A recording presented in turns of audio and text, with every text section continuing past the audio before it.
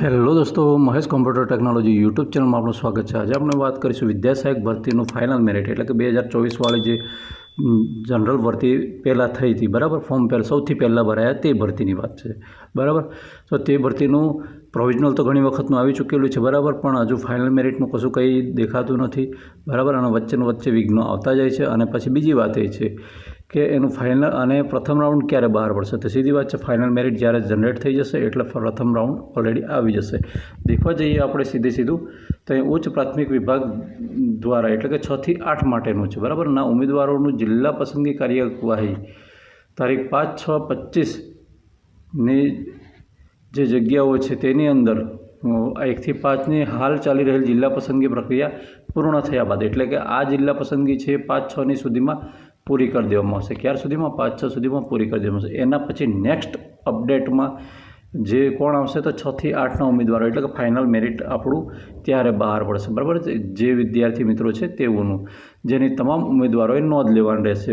ઉપરોક્ત આ પ્રક્રિયા પૂર્ણ થઈ તો ઉચ્ચ પ્રાથમિક વિભાગ એટલે કે 6 થી 8ની ફાઇનલ મેરિટ યાદી પ્રસિદ્ધ કરવામાં આવશે, જેની વિગતવાર આપણે વિદ્યાર્થી મિત્રોએ નોંધ લેવાની રહેશે। એટલે કે ક્રમિક ભરતીનો પણ પ્રશ્ન તમને એક મગજમાં હેરાન કરે છે, સતાવે છે। હવે અહીંયા વાત કરી દીધી કે 1 થી 5નું, બરાબર। તો 1 થી 5ની અંદર એક બીજો જે ગ્રાન્ડ ટોટલવાળો પ્રશ્ન ઊભો થયો છે, બરાબર। એ ગ્રાન્ડ ટોટલવાળો પ્રશ્ન ઊભો થયો છે, એમાં એના કારણે ક્યાંક વિસંગતતાઓ પ્રશ્નો ઊભા થયા છે। બીજી બાજુ દેખવા જઈએ તો જે હાયર સેકન્ડરી વિભાગ છે, ઉચ્ચતર વિભાગ છે, બરાબર, જે શિક્ષણ સહાયક છે, એની અંદર દેખવા જઈએ એની અંદર ગતિ ફાઇનલ પર નથી આવ્યું કામ। અને જે માધ્યમિક વિભાગ છે એનું તો અત્યારે શું પરિસ્થિતિ છે એ કહી જ ના શકાય, બરાબર, કે એનું પૂરું થશે કે નહીં, કઈ રીતનું છે। તો એની પહેલાં આ જો માધ્યમિક એટલે કે 6 થી 8નું છે ઉચ્ચતર પ્રાથમિક વિભાગ છે, બરાબર।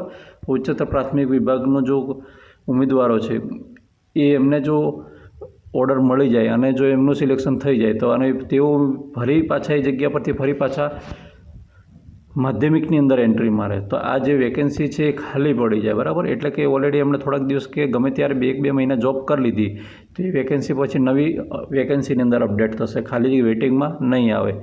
એટલે પ્રશ્ન ક્રમિક ભરતીનો તો ઠીક વાત છે, પણ પ્રશ્ન આગળ પણ રહેવાનો છે। અને ક્રમિક ભરતી તો મને લાગતું જ નથી કે થશે એમ, બરાબર। આ તો ખાલી આમ દિવા સ્વપ્ન જેવું છે, દિવસે દેખાતા સ્વપ્નો એવું લાગી રહ્યું છે।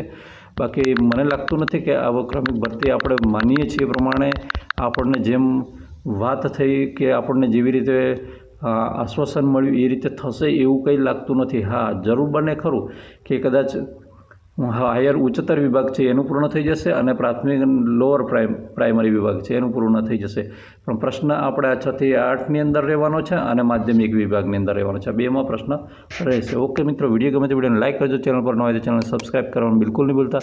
ફરી મળીશું આવી જ માહિતી સાથે, ત્યાં સુધી રજા આપો, જય હિન્દ।